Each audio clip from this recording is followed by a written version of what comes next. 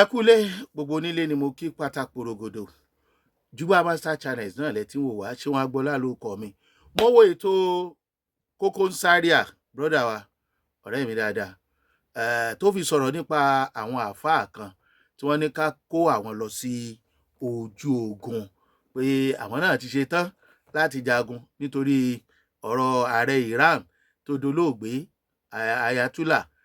Ọlọ́run gbọ́ mo kí Kókó ń Sáríà dáadáa o onílàákàyè ẹ̀dá ni ó ní ẹ mọ́ dogun lẹ̀ ṣé Islam wa le tó báyìí ni ìyẹn tó ni ti Murphy Albarika tí mo wò lórí ìkànnì míì kí ló dé kílẹ̀ ń bá kákíní wèrè gan àtẹ̀sìn mẹ́tẹ̀ẹ̀ta tá a tiẹ̀ nílẹ̀ Yorùbá àkọsílẹ̀ la bá ìtì ẹ̀ sọ fún alágbọ́ èwo lámọ̀ ń pẹ̀ èwo ló ṣojú wa kí ni wàhálà tó tiẹ̀ wàá dé bá ọ̀rọ̀ wa nípa ẹ̀sìn pàápàá jùlọ àwọn northerners tí wọ́n fẹ́ ba ayé jẹ́ tí wọ́n fẹ́ fọ̀run tí wọ́n fẹ́ bọ̀run ara wọn náà jẹ́ yìí.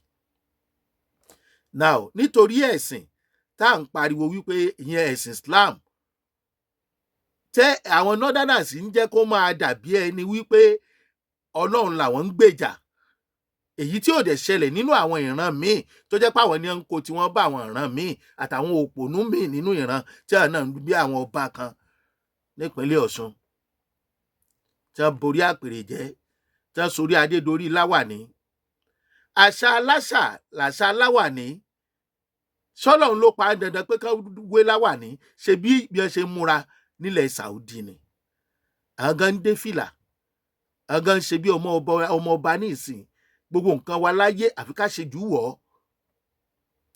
ẹ̀ ń jẹ́ káwọn èèyàn máa nígbàgbọ́ nínú pé wọ́n ń sọ pé ẹ̀sìn Islam alákatakítí ni bẹ́ẹ̀ ẹ̀sìn àlàáfíà lẹ pé àwọn northerners yìí wọ́n dẹ̀ ti mú àlàáfíà bẹ̀ kúrò wọ́n wá ń gbé pákáleke bọ̀ wá bá wa àwa náà wá ń tẹ́wọ́ afẹ́ ìgbà sọ ẹ ká sì rí èèyàn kan nínú àwọn ọmọ Òkòtù Òjíire tó máa ṣe orí fọnrán sínú akatakítí ṣẹ̀sìn Islam gbàdúà kírun kí ló wá le jù bẹ́ẹ̀ lọ́tẹ̀ ń pariwo sàárì àti jihad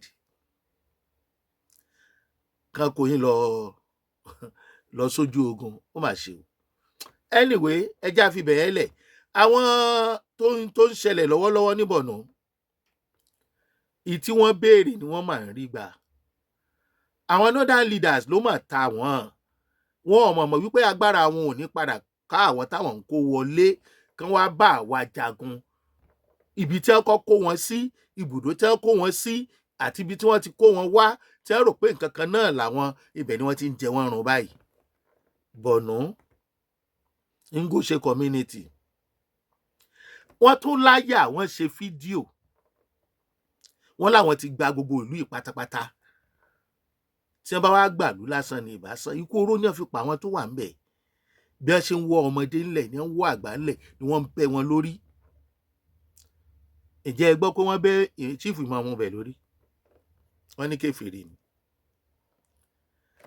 ẹ̀kọ́ ló yẹ kó o kọ́ ẹ̀kọ́ ló yẹ kó o kọ́ ìwọ mùsùlùmí ilẹ̀ Yorùbá lẹ́tà burúkú ni wọ́n ń kọ sí ọ pé ikú tí ń pojú gbẹ̀ ni òwe ńlá ló ń pa chief imam ilẹ̀ Haúsá tó dẹ̀ jẹ́ northerners bíi tiwọn wọ́n bẹ́ orí ẹ̀ mélòó ní ìwọ ọba akédèdèrìn yìí tó mọ nǹkan tó ń ṣe tí wọ́n ti táyé ti mú tán pátápátá tó fẹ́ ta ìran rẹ bí ẹrú àwọn tá à ń sọ àwọn agbésùnmọ̀mí afẹ̀míṣòfò yìí wọ́n tún kó àwọn 300 yàtọ̀ fún àwọn bíi 100+ tí wọ́n ti pa wọ́n tún kó wọn lẹ́rú àwọn làwọn eléyìí lórí ilẹ̀ bàbá wọn ní Ngoshe àwa sọ fún yín wípé bó ṣe ń lọ yìí ẹjá fira wa ṣọ̀kan o ìgbà kan làwọn kan tún wá ń yára wọn sọ́tọ̀ ìgbà wo la fẹ́ ṣe lè dà ṣáwọn tó lè ṣe bẹ́ẹ̀ fúnra wọn mélòó rú ẹ̀ ni wọ́n ṣe nílẹ̀ Yorùbá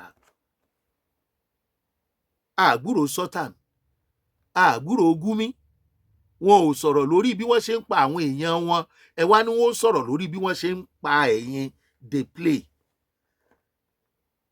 ok àwọn gọ́fúnà nílẹ̀ Haúsá tí wọ́n nígbàgbọ́ nínú repentant bandit tí wọ́n máa ń tú wọn sílẹ̀ wọn ò jáde sọ̀rọ̀ báyìí o bandit ti gba Ngoshe community ní Borno wọn ló ti wà lára ìlú táwọn gbà lórílẹ̀‐èdè Nàìjíríà bẹ́ẹ̀ 2027 is the code ń ló wà lọ́kàn àwọn olóṣèlú wa.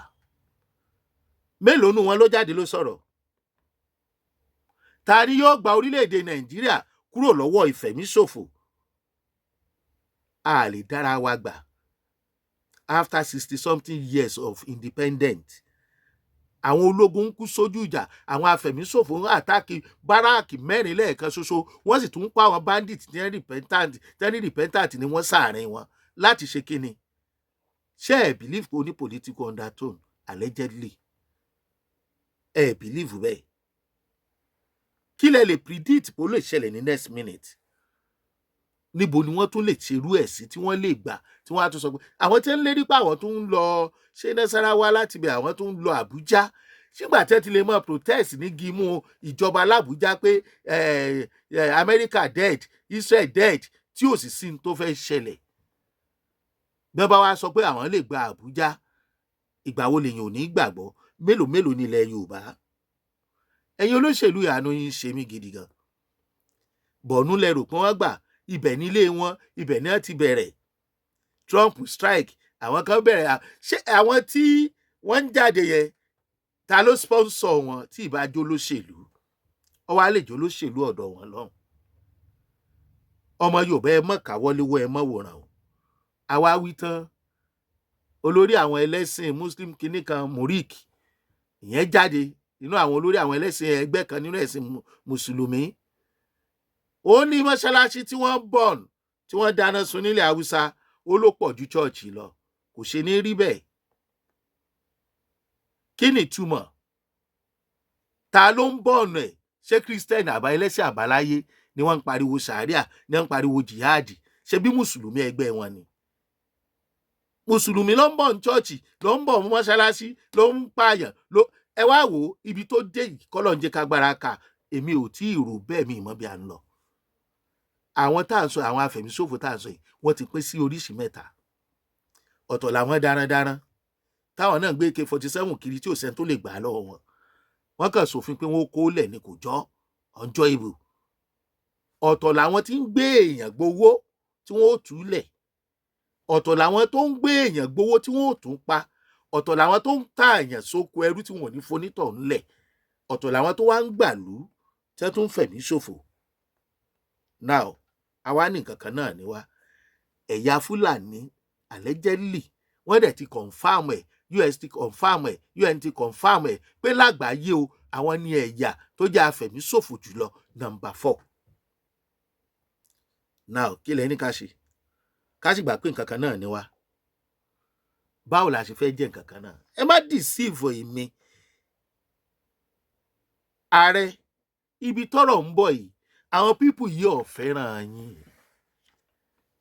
Wọ́n á sì gbàdúrà kẹ́ ẹ wọlé lẹ́ẹ̀kejì tọrọkọ̀ ìyá wọn ní. Odó òde nìkan kọ́ lẹ ní odó orin tẹ́ fi ń fọ́ mọ́ wọn lórí nínú òṣèlú torí pé ẹ̀dá kan tọ́lọ́run dá nìyí. Àmọ́ síbẹ̀ náà, Ọlọ́run fẹ́ lò yín lásìkò yìí. Tápọ̀ ò bá ṣe é sán àmọ́ ká lérè ni. Tẹ́ ẹ̀ bá ní fi sentiment sí ẹ̀yin ìjọba yìí, ẹ mọ̀ pé the best thing lórí agenda táwọn pípù ìgbé dání ni pé kó ní kálukú wà láyé ẹ̀. And you know that is the best thing, that is the best options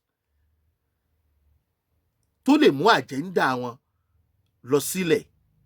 Wọ́n láwọn ò fẹ́ division, àwọn ò fẹ́ restructuring nítorí agenda sharia àti jihad. Ṣé gbogbo mùsùlùmí tó wà nílẹ̀ Yorùbá ní southern part of Nigeria ń bí ṣé ni wọ́n lọ́wọ́ sí ni?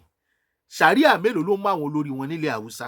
Wọ́n ṣàfẹ́ sọ gbogbo ọmọ Yorùbá àti gbogbo Southerners, wọ́n fẹ́ sọ wá di dàbí mo ti dà. Wọ́n kọ́ lè wé fún wọn, wọn ò lè lọ. Mo ń sọ bàbá wa ààrẹ Bọ́lá Ahmed Tinubu, ààrẹ ìjẹta Jonathan, ó ṣe dáadáa pẹ̀lú wọn tó wọ́n padà lé kúrò ńbẹ̀ ni. Ẹ má jẹ́ wọ́n sọ yín lórúkọ tí kì í ṣe tiyín o. Tó bá kọwájú sí yín kẹta, tó bá kọ̀yìn sí yín kẹta, tó bá kọ̀yìn nìkan tèrò ara yín pa, bá pọ̀ ò bá ṣe sọ wọ́n ká lè rí ni. 2027 Ọlọ́run ló ní.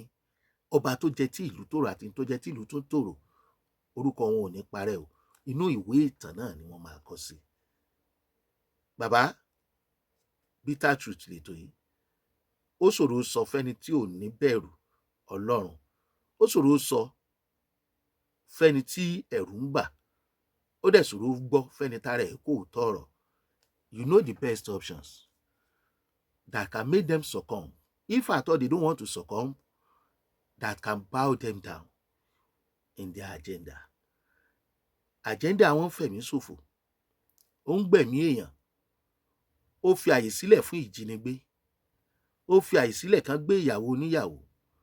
Àwọn 300 tí wọ́n kó ṣẹrú àtobìnrin àtọkùnrin ní Borno Ngoshe community tẹ́lẹ̀ àwọn ti gbà lára community tó wà lórílẹ̀‐èdè Nàìjíríà táwọn sójà sì ń kú sójú ogun àfẹ̀míṣòfò. Àwọn 300 ni wọ́n mọ̀ padà bímọ fún wọn. Iṣẹ́ wo lẹ rò pé àwọn ọmọ wọn ṣe nílùú tọ́lọ́ba tó níjòyè? 2027 elections tẹ́ ẹ gbé sórí yìí is not the best for now. Security matters a lot. Don't negotiate the human's life. It was security to insecurity. Abẹ́yìn ni Ọlọ́run á fún yín ṣe o. Ẹ ṣe bẹ́ẹ̀ ṣe wò wá, Ṣeun Agboola lórúkọ mi.